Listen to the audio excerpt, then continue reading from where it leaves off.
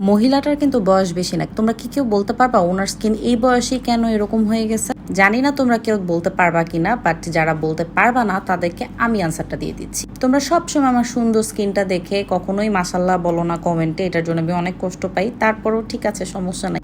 তো মেইন ব্যাপার হলো এই মহিলাটা সারাদিন রোদে টোদে ঘুরে, একদমই সানব্লক ইউজ করে না, স্কিনটাও প্রপারলি কেয়ার করে না, ধোয় না, প্রোডাক্ট কোনো কিছু ইউজ করার, যার কারণে তার বয়সের থেকে আগেই তার স্কিনের মধ্যে এরকম রিঙ্কেলস পড়ে গেছে। আলটিমেটলি কি হয়েছে জানো?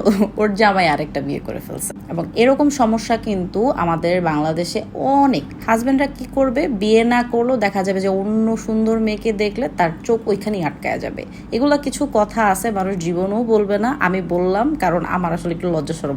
You have to care your self only for you. তুমি নিজে সুন্দর থাকলে সবাই তোমাকে ভালো। আমি আমার স্কিন টাইট রাখার জন্য শুধুমাত্র রাইস সিরাম ব্যবহার করি। এটা আমার বয়সটাকে এভাবে ধরে রাখছে। কোরিয়ানদের ফেভারিট সিরাম কিন্তু এইটা।